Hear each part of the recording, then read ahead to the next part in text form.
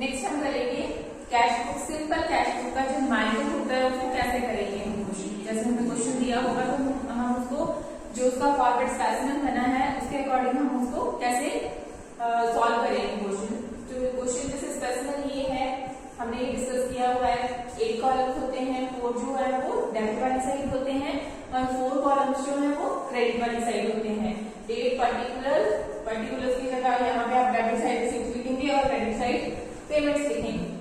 उसके बाद balance following और उसके बाद अमाउंट। तो इसका क्वेश्चन करते हैं। Illustration number 1 simple cash book का क्वेश्चन दिया है। जब भी आप कैश बुक बनाएंगे तो कैश बुक बनाने से पहले आपको एंट्रीज आनी चाहिए। जर्नल हम चैप्टर पढ़ चुके हैं, जो आपके चैप्टर्स हैं वो उसी के अकॉर्डिंग दिए हैं। जैसे कैश बुक जो है जर्नल से पहले नहीं दिया है। क्यों नहीं दिया है? क्योंकि जर्नल जैसे एंट्रीज बनाना सीख चाहते हो आप, उसी के बाद आपको कैश बुक बना सकते हैं। क्योंकि जब हम कैश बुक बनाते हैं तो हमें एंट्रीज जो है वो आनी चाहिए। एंट्रीज हम बना सकते हैं, बनानी आनी चाहिए हमें जर्नल वाले लेसन से। उसी के बाद हम कैश बुक जो है वो बना सकते हैं। तो हमारा जो फर्स्ट इलस्ट्रेशन है सिंपल कैश बुक। सबसे पहले क्वेश्चन क्या दिया है? Prepare a simple cash book. Simple cash book बनानी है from the following transaction of August 2010 and also post them into the ledger। अब कैश बुक भी बनानी है, एंट्रीज बनानी है। एंट्रीज बनाते हैं उसके बाद क्या करते हैं? लेजर पोस्टिंग करते हैं। एंट्रीज हमारे पास, जब हम कैश बुक बनाते हैं तो हमारे पास एंट्रीज होनी चाहिए। एंट्रीज कैसे? जैसे हमें ट्रांजेक्शन दी होंगी, अभी जो हमें ट्रांजेक्शन दी है इसके सबसे पहले हमें एंट्रीज आनी चाहिए बनाने। तो कैश बुक के बाद हम कैश बुक बनाएंगे। तो एंट्रीज जो है वो हम रफली जैसे हम 5th लेसन में एंट्रीज तो हमें सारी डिस्कस करी हुई है, तो एंट्रीज तो सारी ही आती हैं। तो सबसे पहले हमें ट्रांजेक्शंस जो दी है वो दी है 2010 अगस्त 1। सबसे पहले ईयर लिखना है, फिर मंथ लिखना है, फिर डे लिखना है। तो 2010 अगस्त 1। एंट्रीज अगर आपको जैसे अब जब भी कैश बुक बनानी है तो आपने रफली जो है एंट्रीज आपने साइड में बना लेनी है अगर कंफ्यूज हो रही हो तो। सबसे पहले हमें जब ये अकाउंट सबसे पहले हमें दिया होता है balance of cash in hand. जो कैश इन हैंड का बैलेंस है वो 2500 है। तो जब भी ये बैलेंस होता है कैश का, तो जब भी कैश बुक स्टार्ट की जाती है तो कैश जो है वो क्या है? एसेट्स है। और जो एसेट्स है वो कौन सी एसेट्स है? करंट एसेट्स है।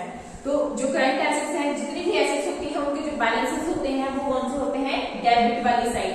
तो जब भी हम क्वेश्चन करेंगे, जब भी हम कैश बुक स्टार्ट करेंगे तो हम जो उसका अमाउंट लिखेंगे टू बैलेंस ब्रॉट डाउन, तो वो किस साइड लिखेंगे? डेबिट वाली साइड। जितनी भी लायबिलिटीज हैं, आउटस्टैंडिंग एक्सपेंसेस हैं, कैपिटल है, फिर और जो अदर लायबिलिटीज होती हैं, क्रेडिटर्स हैं, जैसे बिल्स पेबल है, ये जो इन सभी के जो बैलेंसेस होते हैं वो क्रेडिट बैलेंसेस होते हैं। सारी जो एसेट्स हैं उनके डेबिट और जितने भी लायबिलिटीज कैपिटल हैं उनके क्रेडिट बैलेंसेस होते हैं। तो हमारे पास अभी हम कैश बुक बना रहे हैं तो कैश बुक की ही बात करेंगे। तो कैश क्या है? सबसे पहले एक एसेट्स है। कौन सी एसेट्स है? करंट एसेट्स है। तो जो करंट एसेट्स है, जो एसेट्स होती है उनके बैलेंस कहाँ होते हैं? किस साइड पर लिखे जाते हैं? डेबिट वाली साइड। तो जो हमें ये जो बैलेंस दिया है कैश बुक का, यहाँ जो स्टार्ट करना है अपना कैश बुक का क्वेश्चन, तो balance of cash in hand तो किस साइड से करेंगे? डेबिट वाली साइड से करेंगे। कितना अमाउंट दिया है? 2500।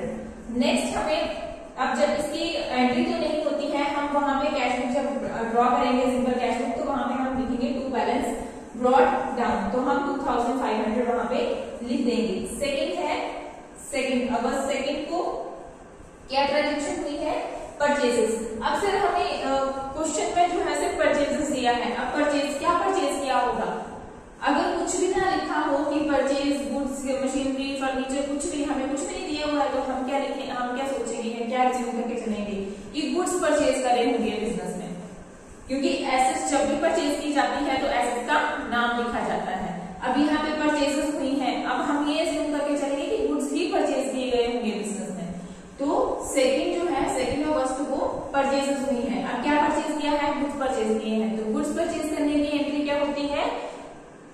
गुड्स परचेज कर रहे हैं, ठीक है, गुड्स आ रहे हैं और क्या हो रहा है? कैश जा रहा है। तो यहाँ पे क्या एंट्री होगी? Purchases account debit to cash account.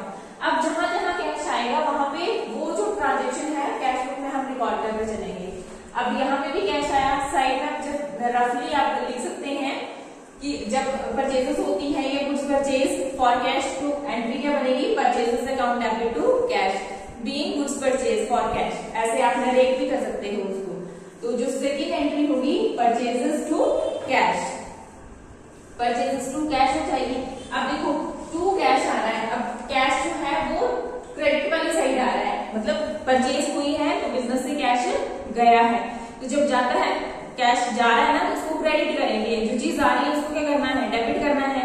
तो purchases account debit to cash account. अब जिस चीज का हम अकाउंट बनाते हैं, बुक बनाते हैं, उसका नाम नहीं लिखते हैं, बट उसके साथ जो डेबिट क्रेडिट हुई होता है ना आइटम, तो उसको हम क्या लिखते हैं, कैश बुक में रिकॉर्ड करेंगे, और अमाउंट जो लिखेंगे वो कैश का ही लिखेंगे। और यहाँ पे जो अमाउंट है वो डिस्काउंट का कॉलम तो बनता है, डिस्काउंट वाले कॉलम में डिस्काउंट अलाउ या रिसीव वाले केस में हमें देखना पड़ता है। तो यहाँ पे तो सिंपल है, तो परचेजेस का और कैश का सेम बैलेंस रहेगा 500। तो purchases account debit to cash by purchases करके लिखेंगे हम कैश बुक में। नेक्स्ट है फोर्थ, पेड सैलरी। अब बिजनेस की तरफ से सैलरी पे की जा रही है, ठीक है, तो बिजनेस के लिए वो क्या है, खर्चा है, एक्सपेंसेस है। तो सैलरी पेड, जहां पे भी पेड लगा होगा तो वहां पे बिजनेस से कैश गया होगा, और जब कैश जाता है तो टू कैश लिखते हैं। अब हमने रूल्स पढ़े थे अकाउंटिंग के रूल, तो रूल्स में क्या था कि जितने भी एक्सपेंसेस हैं, लॉसेस हैं, उनको क्या करना है, डेबिट करना है। तो जो आपकी जो सैलरी है वो एक्सपेंसेस है तो उसको क्या करना पड़ेगा, डेबिट करना पड़ेगा। सैलरी जो पे की गई है वो इन कैश ही पे की गई होगी, तो salary account debit to cash account, salary account debit to cash account. जो नेक्स्ट एंट्री बनेगी salary account debit to cash account. अब कैश बुक बना रहे हैं तो कैश का नाम तो नहीं आएगा, बाय सैलरी करके कितना अमाउंट लिखेंगे, 500। जब एंट्री बनाएंगे, एंट्री बनाना चाहो तो बना सकते हैं, ऐसे तो हमें इस क्वेश्चन में सिंपल कैश बुक ही बनानी है, बट सिंपल कैश बुक हम तभी बना पाएंगे जब हमें एंट्रीज आती होंगी। तो साथ साथ में से एंट्रीज भी लिखते चले तो इजी हो जाएगा। यहाँ पे पेड सैलरी, तो सैलरी टू कैश हो जाएगा। नेक्स्ट है 10 अगस्त को ट्रांजेक्शन हुई है पेड रेंट। अब जहां पे भी पेड लिखा होगा या पेमेंट की होगी तो वहां पे आपने टू कैश करना है, तो सेम वही एंट्री होगी, बस एक्सपेंसेस जो एक्सपेंसेस हैं वो अलग है। यहाँ पे सैलरी था और यहाँ पे रेंट है। बिजनेस के लिए बिजनेस ने पे किया है, इट मींस बिजनेस के लिए वो क्या था, एक्सपेंसेस था। तो rent account debit to cash account, और उसका अमाउंट भी उसका अमाउंट है 200। रेंट पे किया है बिजनेस ने, बिजनेस के लिए वो क्या था, खर्चा था, तो जितने भी एक्सपेंसेस हैं, लॉसेस हैं, डेबिट होंगे, तो रेंट भी क्या होगा, डेबिट होगा। Rent account debit to cash account 200 being rent paid. आप नरेशन लिखना चाहो तो लिख सकते हैं। 10 रिसीव फ्रॉम कांशीराम।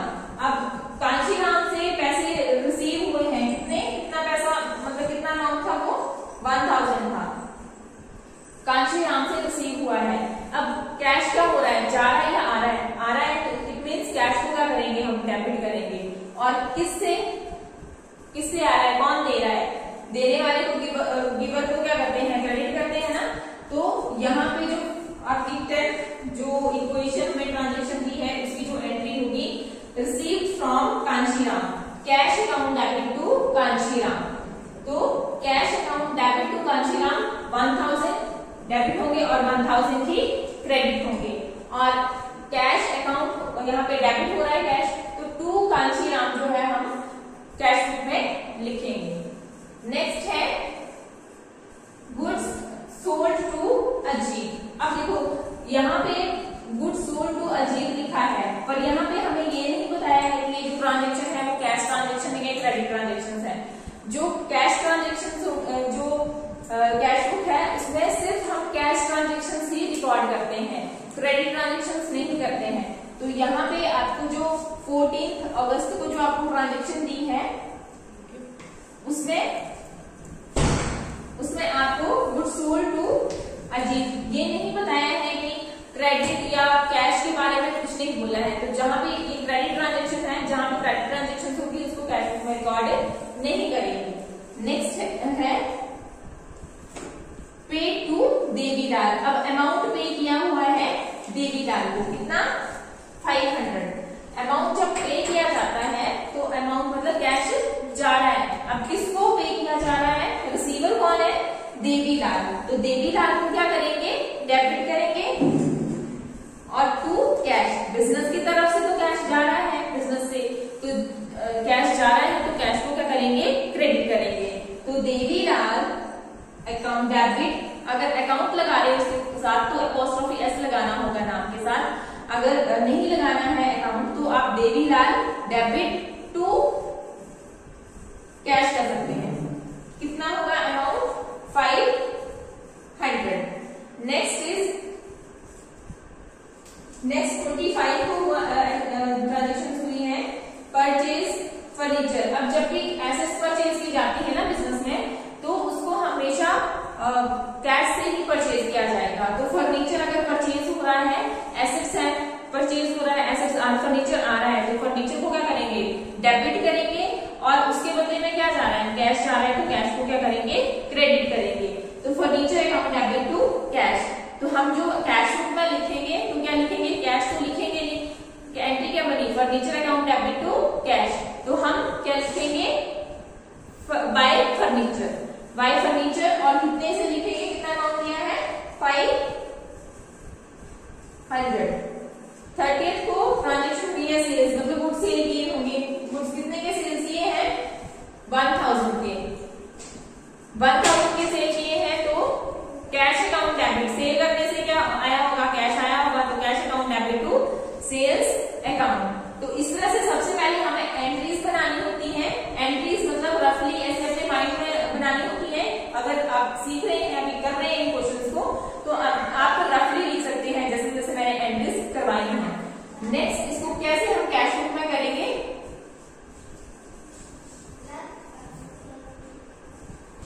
सबसे पहले आपको हेडिंग देना होता है, सिंपल कैश बुक। जब भी आप हेडिंग देंगे तो उसके बाद आप ड्रॉ करेंगे, कितने कॉलम्स, 8 कॉलम्स ड्रॉ करने हैं आपने। डेबिट साइड 4 कॉलम और क्रेडिट साइड भी 4 कॉलम। अब यहाँ पे आप इधर पर्टिकुलर्स लिखा है, ब्रैकेट में आप रिसीट्स भी लिख सकते हैं, और यहाँ पे ब्रैकेट में आप पेमेंट्स भी लिख सकते हैं। फर्स्ट इक्वेशन क्या थी, वहां पे हमने बैलेंस दिया था, कैश इन हैंड का बैलेंस दिया था, कैश इन हैंड का। तो date particular ledger folio amount, date particular ledger folio amount, यहां तक आपने ड्रॉ कर लिया। उसके बाद आपने सबसे पहले ईयर, फिर मंथ, कौन सा दिया है, अगस्त दिया है, और उसके बाद फर्स्ट को क्या ट्रांजेक्शन थी, कुछ ट्रांजेक्शन नहीं थी, हमें सिर्फ बैलेंस दिया था कैश इन हैंड का।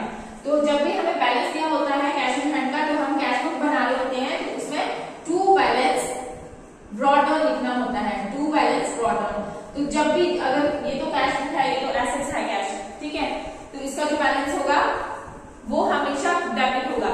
अगर यहाँ पे कैपिटल, कोई कैपिटल अकाउंट बनाते हैं तो जो कैपिटल का बैलेंस होता है वो क्रेडिट होता है। तो जो स्टार्टिंग करेंगे ना, जो बैलेंस होगा हमें दिया होगा, तो बाय बैलेंस ब्रॉट डाउन यहाँ से होगा। मतलब जो कैपिटल्स होती है उनका बैलेंस जो है वो क्या होता है, क्रेडिट होता है, और जो एसेट्स होते हैं उनका जो बैलेंस होता है वो डेबिट साइड लिखा जाता है। जो स्टार्टिंग करनी है कैश बुक की वो ऐसे होगी, to balance brought down. Question में आपको दिया होगा 2500। नेक्स्ट जो ट्रांजेक्शन थी परचेजेस। अब 2010 अगस्त 2 को ट्रांजेक्शन हुई थी परचेजेस। अब क्या परचेज किए गए थे, गुड्स ही परचेज किए गए थे।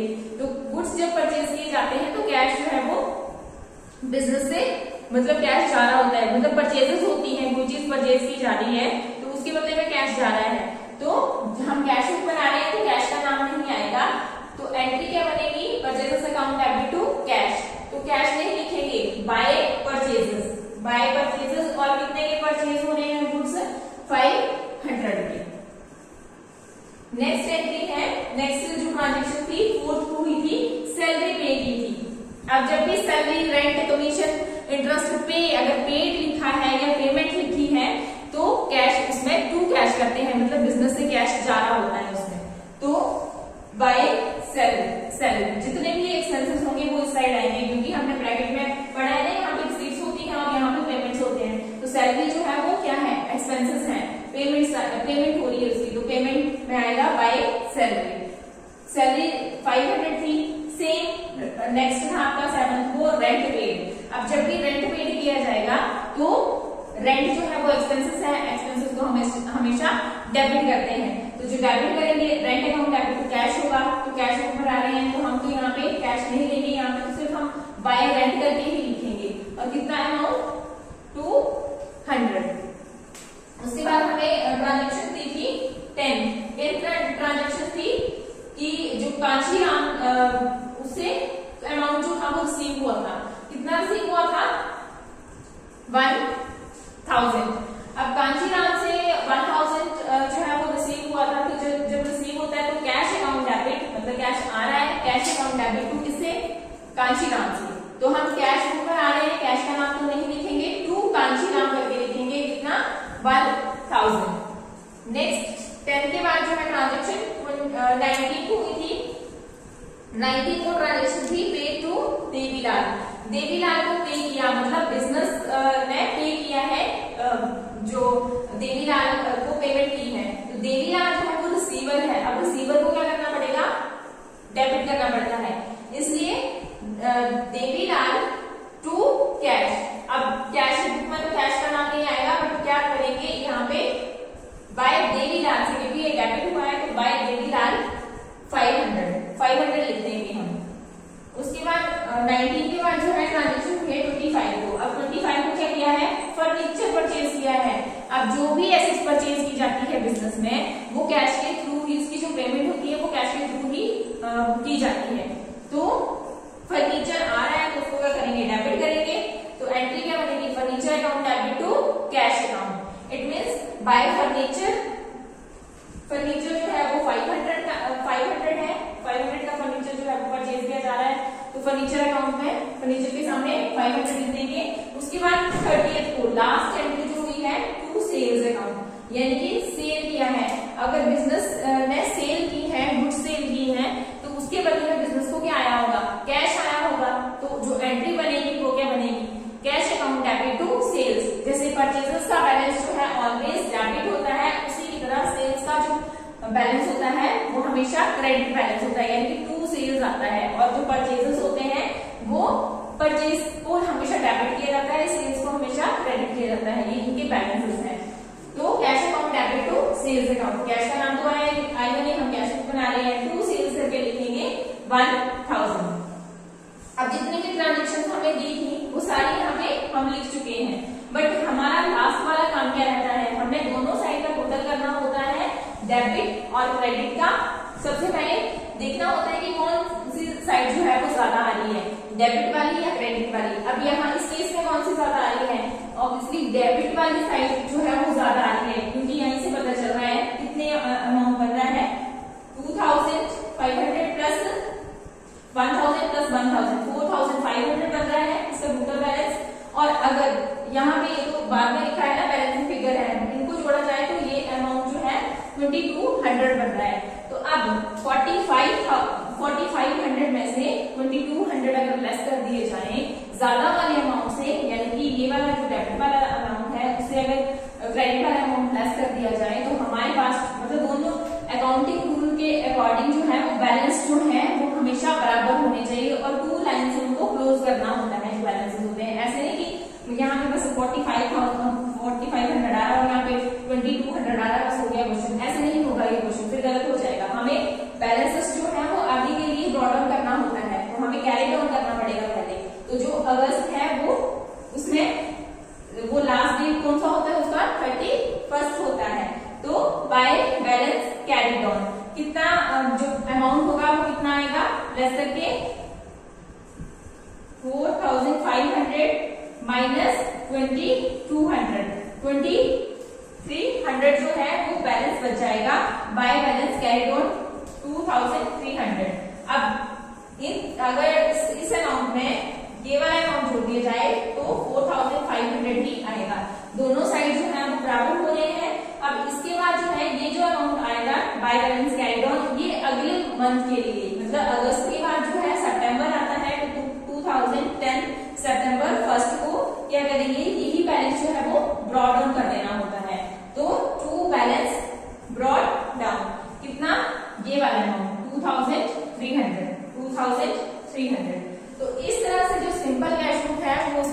करेंगे। सबसे पहले आपको एंट्रीज आनी चाहिए, उसी के बाद आप ये क्वेश्चन कर सकते हैं। Thank you students. Next topic is to columns cash book. अब टू कॉलम कैश बुक जो है उसमें कॉलम्स जो बनेंगे आपके वो 2 बनेंगे। जैसे हम पहले सिंपल कॉलम कैश बुक या सिंगल कॉलम कैश बुक करते थे, सिंपल कैश बुक करते थे, वहां पे सिर्फ अमाउंट का ही कॉलम होता था, यानी कि डेट का कॉलम होगा और जो पर्टिकुलर्स है जिसको हम रिसीट्स बोलते हैं, और साथ में हमें लेजर फोलियो था। मेन जो अमाउंट का कॉलम होता था वो एक ही होता था।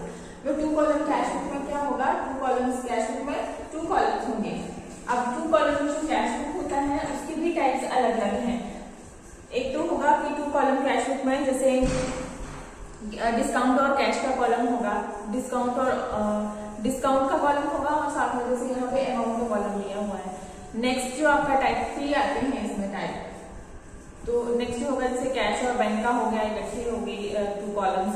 और फिर नेक्स्ट जो होगा वो डिस्काउंट एंड बैंक का कॉलम हो जाएगा। तो 3 तरह से जो है 2 कॉलम्स कैश बुक जो है वो प्रिपेयर की जाती है। तो 2 कॉलम्स कैश बुक क्या होती है, 2 columns cash book represent 2 accounts at a time. 2 columns cash book जो है वो 2 अकाउंट जो है एक टाइम में रिप्रेजेंट करती है। Therefore, it has 2 amount columns on debit side and 2 amount columns on credit side। 2 column जो हैं वो डेबिट साइड होंगे, जैसे कि यहाँ पे बताया है, जैसे ये डिस्काउंट और अमाउंट का 2 कॉलम्स है, और 2 कॉलम्स जो है वो क्रेडिट साइड होंगे। तो इसको 2 कॉलम्स कैश बुक बोलते हैं। 2 columns cash book can be represented in any following 3 forms. जो 2 कॉलम्स कैश बुक है उसको रिप्रेजेंट किया जा सकता है इन तीनों में से किसी, कोई भी आपसे कैसे भी पूछा जा सकता है। जो आपने 2 कॉलम्स कैश बुक बनानी है वो with cash and discount columns भी हो सकते हैं, और दूसरा आपका with bank and discount column भी हो सकते हैं, और थर्ड है आपका with cash and bank column. Cash और बैंक का कॉलम भी 2 कॉलम हो सकते हैं। तो इसको बोलते हैं 2 कॉलम्स कैश बुक में। इसको जो है 3 फॉर्म्स में बनाया जा सकता है 2 कॉलम्स कैश बुक को। तो हम जो सबसे पहले पढ़ेंगे, जो हम स्पेसिफिक डिस्कस करेंगे, वो हम डिस्काउंट और अमाउंट वाला कॉलम जो होगा 2 कॉलम्स कैश बुक में सबसे पहले जो हमने लिया हुआ है वो उसका डिस्कस करेंगे।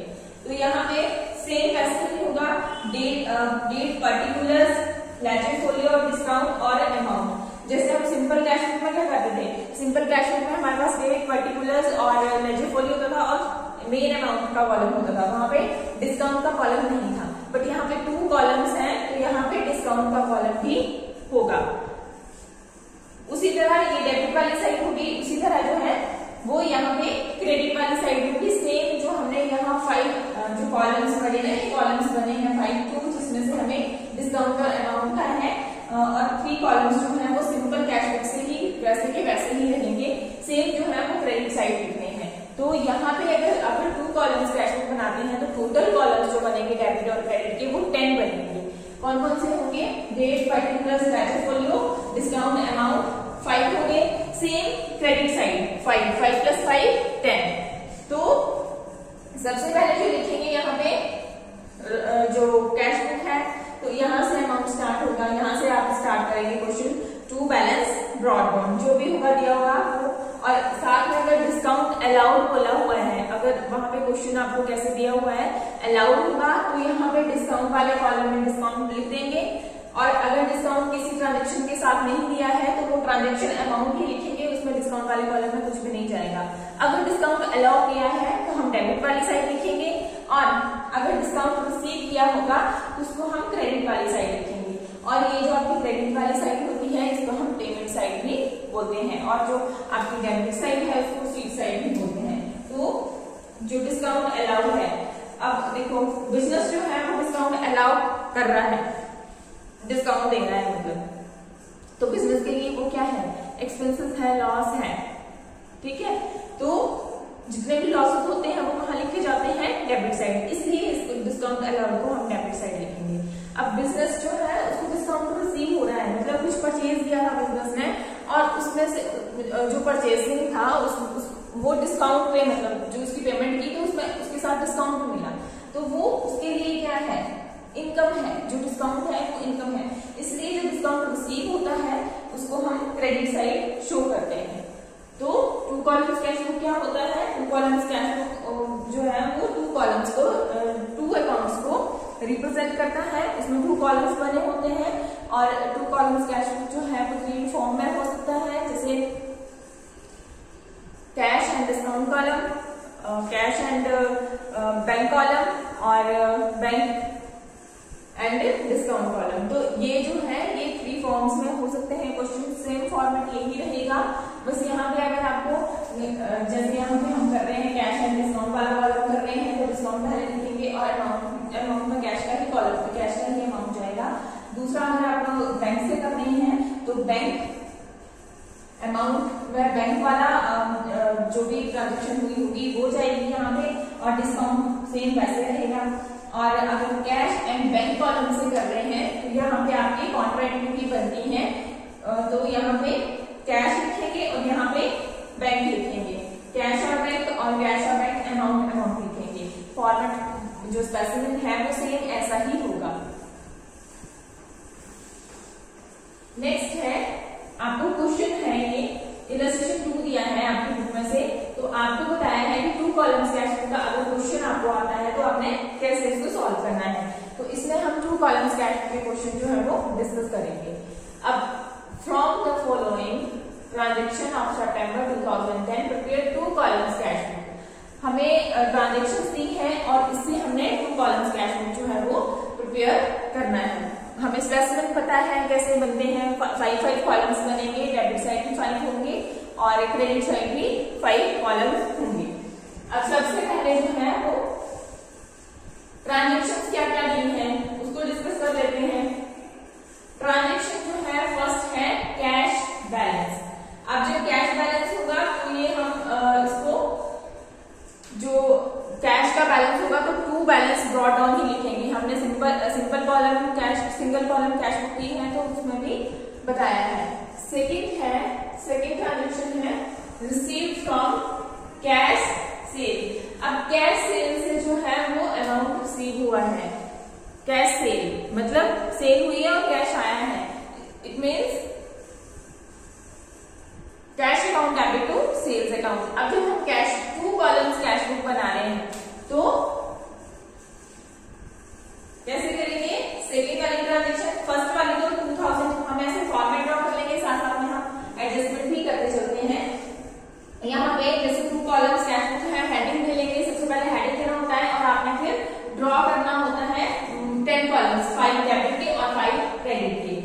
हमें सबसे पहले डेट का कॉलम, पर्टिकुलर्स, डिस्काउंट अमाउंट, क्योंकि यहाँ पे हम फिल करेंगे क्वेश्चन तो यहाँ पे डिस्काउंट भी देखो, अलाउ टू डिस्काउंट, यहाँ पे डिस्काउंट अलाउ कर रहे हैं, यहाँ पे भी अलाउ कर रहे हैं, कहीं रिसीव भी कर रहे हैं, तो यहाँ पे डिस्काउंट रिसीव भी है, तो हमें यहाँ पे डिस्काउंट वाला कॉलम को वो ड्रॉ करना होगा। क्वेश्चन फिल करने के बाद आप ऐसे ड्रॉ कर लेंगे।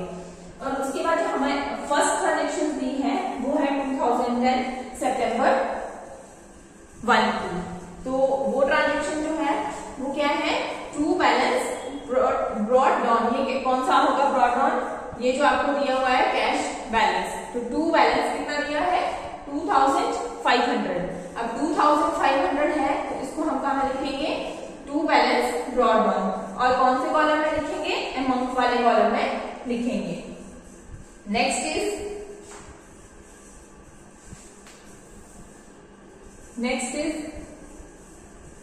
रिसीव फ्रॉम कैश सेल, मतलब कैश रिसीव हुआ है और सेल की गई है तो उससे कैश रिसीव हुआ है, तो रिसीव हो रहा है तो cash account debit to sales account होगा, तो cash account debit to sales, तो टू सेल्स लिखेंगे। कैश बना रहे हैं तो कैश नहीं लिखेंगे, टू सेल्स। सेकेंड को हुई है 2 सितंबर, तो यहाँ पे सितंबर 2010 सितंबर टू सेल्स, कितने की हुई है सेल्स, 250 की, मतलब सेल की है और कैश आया है, तो कैश कितना है 250। अमाउंट वाले कॉलम में लिख लेंगे, डिस्काउंट वाले कॉलम में कुछ नहीं लिखेंगे क्योंकि अभी डिस्काउंट अलाउ या रिसीव वाली कोई भी आइटम हमारे पास नहीं आई है। थर्ड नहीं है, फोर्थ है। सेकंड के बाद थर्ड को कोई ट्रांजेक्शन नहीं हुई है, फोर्थ को ट्रांजेक्शन हुई है। फोर्थ को ट्रांजेक्शन में क्या बोला है, रिसीव्ड फ्रॉम तिलक राज। अब क्या रिसीव हुआ होगा, कैश ही रिसीव हुआ होगा, किससे, तिलक राज से, और उसको क्या किया, अलाउड हिम डिस्काउंट, और उसको क्या अलाउ किया, डिस्काउंट जो है वो अलाउ किया है।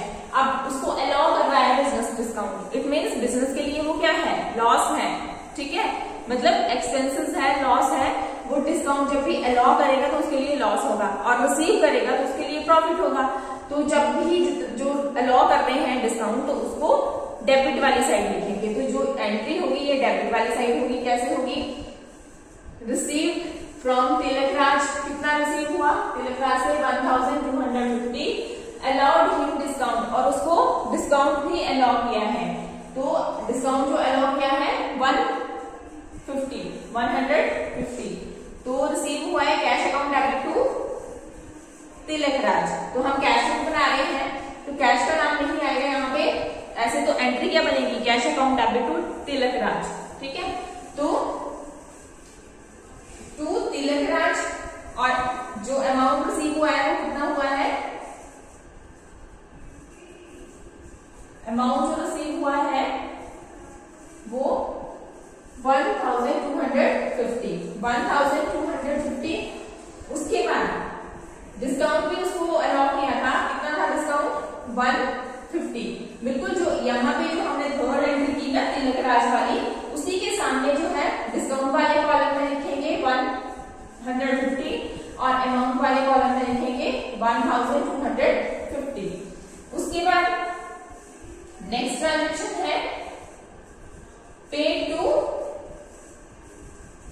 बलराज, ठीक है, बलराज को जो है वो पेमेंट की है, और कितने की 950 की, और उसके बदले में क्या हुआ, डिस्काउंट रिसीव हुआ है, डिस्काउंट रिसीव हो रहा है, तो रिसीव होगा तो इट मींस उसको क्या है, पेमेंट की है, ठीक है, पेमेंट की है, इट मींस बलराज को पेमेंट की है, तो बलराज जो है उसको हम डेबिट करेंगे, कैश जा रहा है तो टू कैश करेंगे, तो बलराज उसको डिस्काउंट भी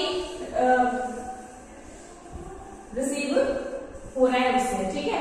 तो कहाँ लिखेंगे उसको, बलराज को इस साइड लिखेंगे, ठीक है, उसको पेमेंट की है ना, तो पेमेंट ये पर्टिकुलर ब्रैकेट में पेमेंट वाला कॉलम लिख सकते हैं, ये पेमेंट्स होती है और ये रिसीव्स होती है। मैंने जो कैश बुक का सिंपल क्वेश्चन करवाया था उसमें भी आपको बताया था।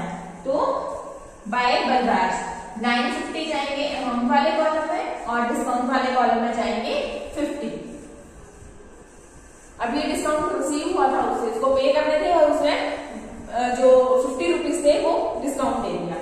ऐसे कितने करने थे, अगर टोटल करने होते तो कितने करने होते थे, 950 प्लस 50, 1000 पे करने थे ना उसको, बट उसने 50 रुपीज जो है वो डिस्काउंट दे दिया। तो बिजनेस के लिए ये क्या है, इनकम है, तो या जो भी इनकम है या गेन है वो, इसलिए इसको हम क्रेडिट साइड लिखेंगे। नेक्स्ट है paid for, paid for cash purchases. अब कैश परचेजेस मतलब गुड्स जो है वो परचेज किए हैं और कैश दिया है, ठीक है, तो purchases account debit to cash. 8 को जो एंट्री होगी purchases account debit to cash, by purchases लिखेंगे, और यहाँ पे तो डिस्काउंट वाला हमें कुछ ट्रांजेक्शन नहीं दी है, डिस्काउंट के बारे में कुछ नहीं बोला है, तो परचेजेस है 500। नेक्स्ट है Narendra settled his account of ₹1000 bye paying. Narendra ने क्या किया, उसने अपना अकाउंट जो है वो सेटल कर दिया, और कितने रुपीज देकर, 1000 रुपीज देकर। अब देखो कितने 1000 लेने थे उसने, और उसने कितने पे किए, 950। इट मीन्स जो नरेंद्र है, Narendra settle his account of ₹1000 bye paying 950। तो यहाँ पे जो एंट्री बनेगी टू नरेंद्र, ठीक है, टू नरेंद्र बन जाएगी 12 को टू नरेंद्र, यानी कि उसने कितना पे करना था, उसने कितना पे करना था, 1000 करना था, तो बिजनेस उसको क्या कर दिया, अलाउ कर दिया डिस्काउंट, तो 50 रुपीज, वो 1000 की जगह कितना पे कर रहा है, 950। इट मीन्स बिजनेस की तरफ से उसको डिस्काउंट अलाउ हुआ है, और कितना हुआ है, 50, तो डिस्काउंट में 50 चला जाएगा, और यहाँ पे 950। ये वाला अमाउंट जो है जिसने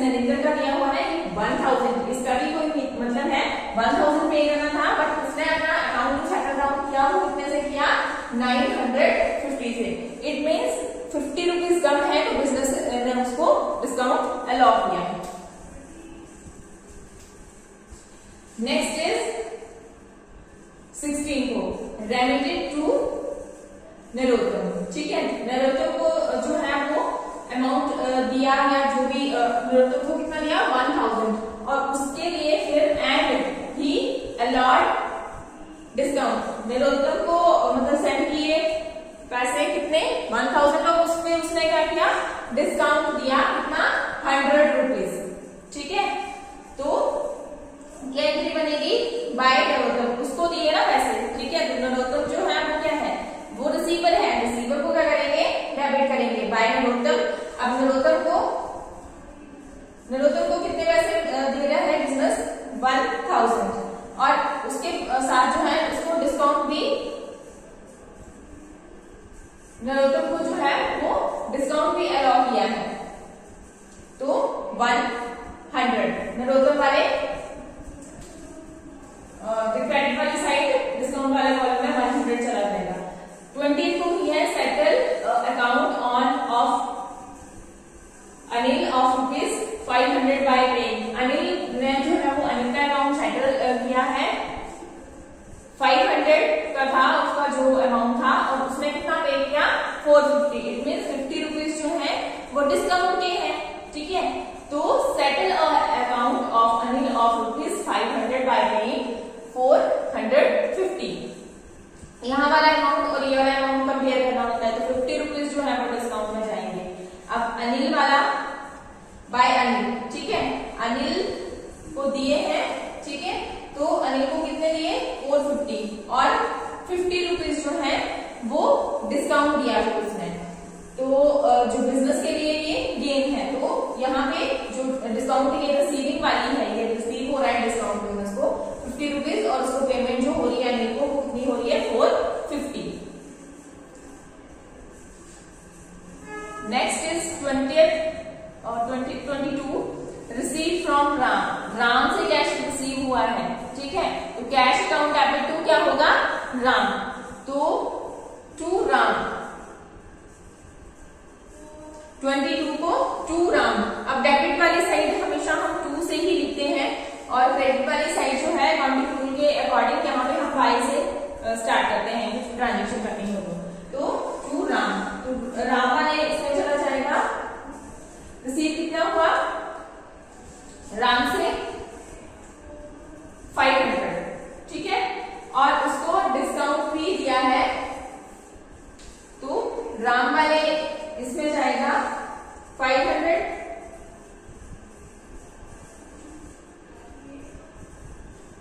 जाएगा और उसके बाद सेल्स 24 को सेल्स। अब सेल्स है तो गुड्स ही सेल की गई होंगी और उसके बदले में कैश आया होगा तो cash account debit to sales. तो टू सेल्स 24 को टू सेल्स कितना 500।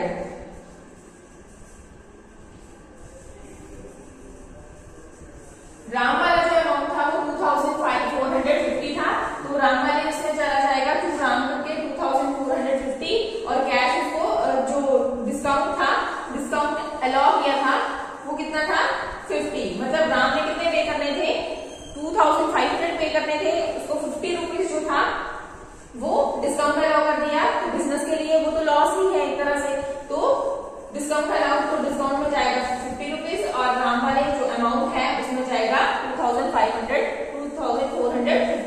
और जो सेल्स नेक्स्ट है सेल्स। अब टू सेल्स जहां भी सेल्स आएगा तो गुड सेल करेंगे कैश आया होगा तो टू सेल्स कितने हैं 500। उसके बाद 26 को परचेजेस है। अब परचेजेस गुड्स से रिलेटेड ही होगी, कोई गुड्स परचेज की होगी तो क्या एंट्री हो जाएगी 26 को बाय परचेजेस। अब परचेजेस के साथ कोई डिस्काउंट वगैरह नहीं दिया है, मेन अमाउंट में ही हम कॉलम में ही हम परचेजेस का अमाउंट लिखेंगे 1000। Next is 28। अब 28 को पेड कमीशन पे किया है, पेड कमीशन पे किया है। जब भी पेमेंट वाली कोई भी ट्रांजेक्शन दी होती है तो वहां पे टू कैश करते हैं तो यहाँ पे जो एंट्री बनेगी वो क्या बनेगी commission account debit to cash. तो बाय कमीशन 28 को बाय कमीशन अकाउंट। ठीक है, अब वो कितना होगा by commission account 200। Next is 30th paid to bank. Paid to bank. तो कैश जो है वो पे किया है तो बाय बैंक, छठे को हो जाएगी बाय बैंक अकाउंट कितना 500। नेक्स्ट इज रिसीव्ड 30 को ही है रिसीव्ड डिविडेंड ऑन शेयर। तो जो बिजनेस है उसको क्या रिसीव हुआ है, डिविडेंड रिसीव हुआ है। डिविडेंड क्या होता है, प्रॉफिट का पार्ट होता है। जब कंपनीज को बिजनेस को प्रॉफिट होता है ना तो जो शेयर्स हैं उनपे जो है वो डिविडेंड भी दिया जाता है। शेयर्स जो होते हैं तो शेयर्स में डिविडेंड दिया गया है तो रिसीव हो रहा है, ठीक है। तो जब रिसीव हो रहा है तो वो इनकम है, ठीक है, इनकम है तो उसको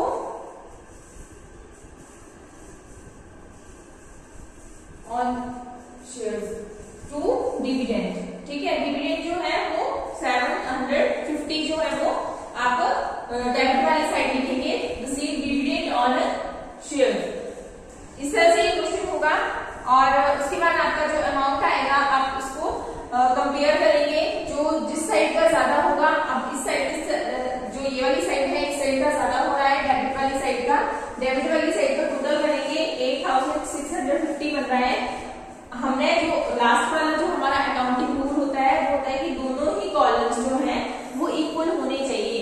यहाँ पे इसका टोटल करना है आपने, यहाँ तक फिर देखना है कि ये अमाउंट कितना बन रहा है। जो अमाउंट बनेगा उसको ज्यादा वाले अमाउंट से लेस कर देना होता है।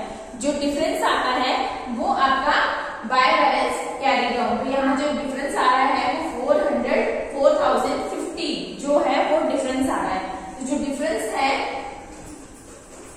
वो यहाँ पे जब डिफरेंस को हम ऐड कर देंगे बाय बैलेंस कैरी डाउन करके लास्ट डेट को ही, तो हमारे इक्वल जो है अमाउंट कॉलम के वो बराबर हो, जो अमाउंट होगा वो इक्वल हो जाएगा दोनों ही side.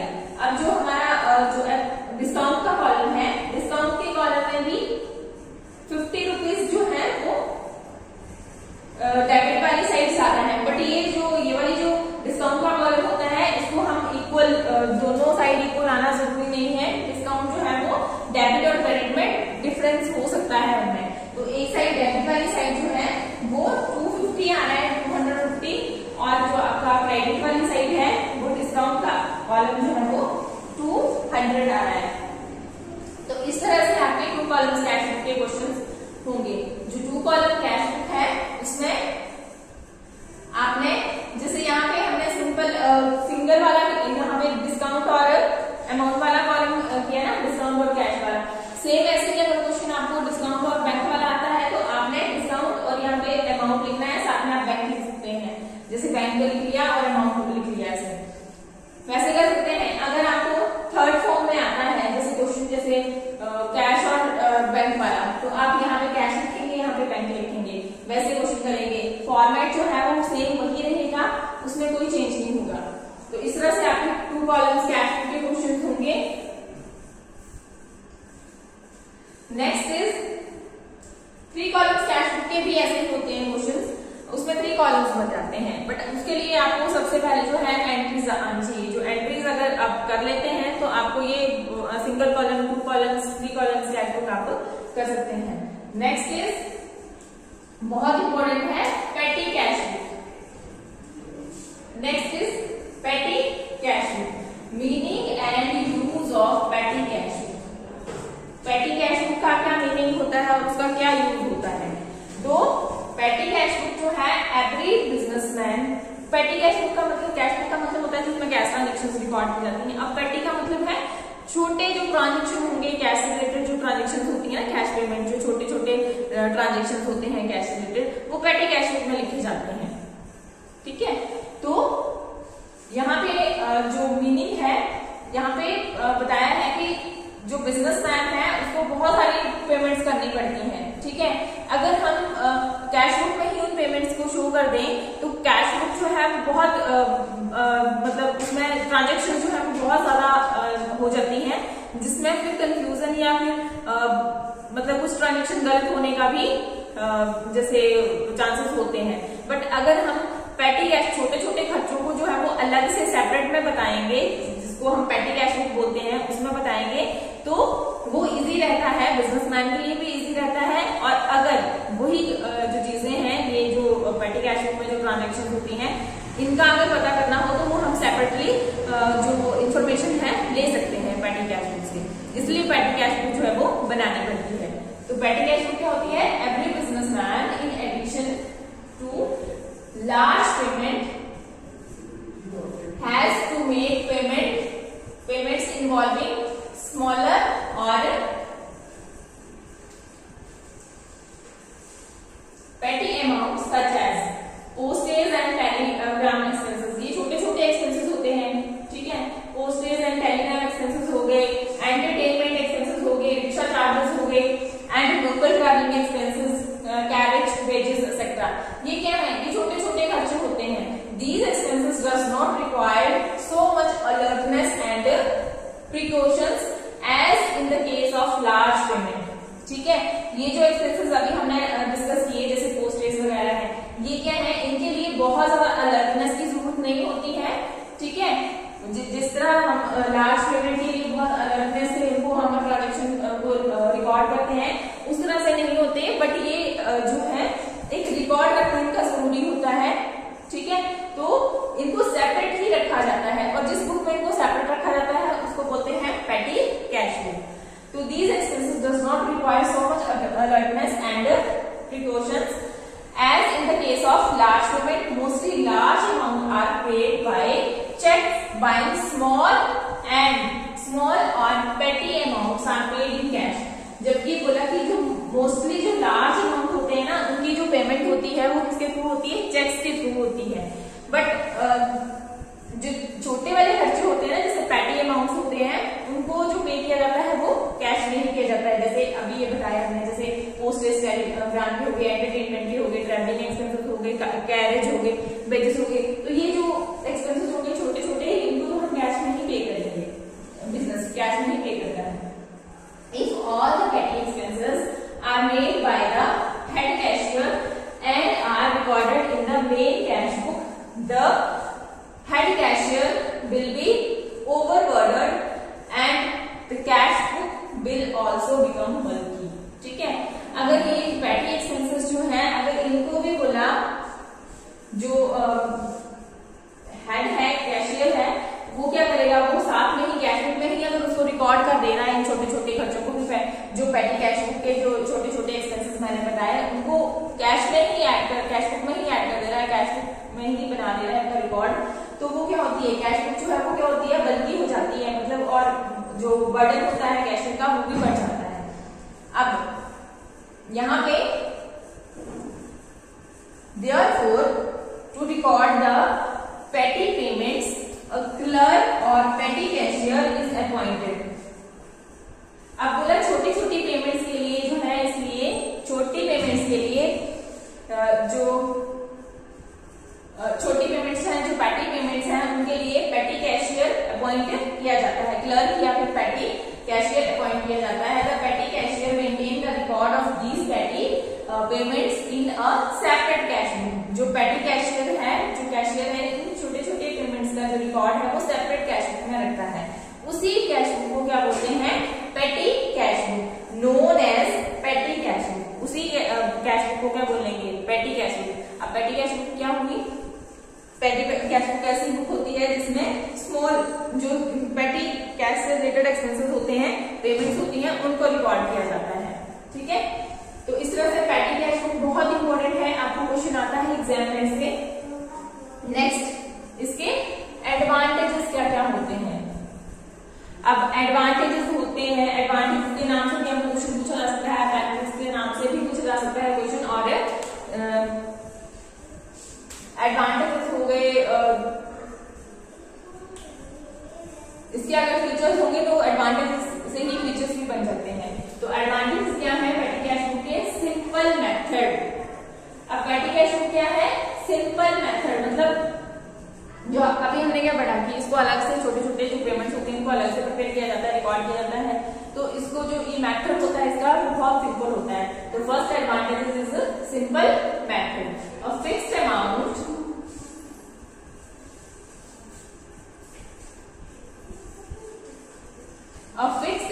is received by the petty cashier at the beginning of the month, ठीक है। जो पेटी कैशियर है जो मंथ के बिगनिंग में ही एक फिक्स्ड अमाउंट जो है वो रिसीव हो जाता है। The petty cashier spend it and maintain its account. जो पेटी कैशियर है वो इस अमाउंट को जो है वो स्पेंड करता है और फिर अकाउंट जो है वो मेंटेन करता है। तो बहुत सिंपल मेथड है, ठीक है। पेमेंट्स के लिए उसको पहले से ही मंथ के बिगनिंग में ही उसको अमाउंट रिसीव हो जाएगा और फिर वो क्या करेगा, स्पेंड करेगा, जहां जहां उसको खर्चे करने पड़ेंगे वहां पे वो करेगा, और हर जो भी एक्सपेंसेस होता है, पेमेंट होती है, तो वो अलग अलग उसके अकाउंट बनाए जाते हैं, ठीक है। तो वहां पे और मेंटेन जो है वो अकाउंट जो है मेंटेन करता है। तो ये बहुत सिंपल मेथड है। सेकेंड है saving of time and labour. जो पेटी कैश बुक है उससे टाइम भी सेव होता है और लेबर भी। Small expenses are recorded in petty cash book, hence it saves both the time and labour of the head cashier. अब सेकंड एडवांटेज क्या है? सेकंड एडवांटेज है saving of time and labour. जो time और labour है उसको भी save किया जाता है। Small expenses are recorded in petty cash book. छोटे छोटे खर्चे जो है वो पेटी कैश बुक में दिखाए जाते हैं। Hence it save both the time and labour of the head cashier. तो इससे हेड कैशियर का टाइम और लेबर जो है वो सेव होते हैं। Next is less chances of mistakes and omission. तो जो मिस्टेक्स होती हैं और ओमिशन होते हैं, ओमिशन मतलब रिकॉर्ड करना भूल जाना, ठीक है। तो जैसे कोई एंट्री छूट जाना, तो इसमें जो पेटी कैश जो मेंटेन की जाती है तो इसमें उसके चांसेस जो है बहुत कम रह जाते हैं, कोई मिस्टेक नहीं होती है और साथ में ओमिशन भी नहीं होती है। When a particular task is assigned to the petty cashier, then it has an advantage that there are less chances of mistakes and omission, ठीक है। अगर एक पर्टिकुलर टास्क जो है वो पेटी कैशियर को दे दिया जाता है, ठीक है, तो उसकी क्या एडवांटेज होती है, वहां पे जो चांसेस होते हैं मिस्टेक्स और ओमिशन के वो बहुत कम हो जाते हैं। तो responsibility to keep account in a proper way also falls upon the petty cashier.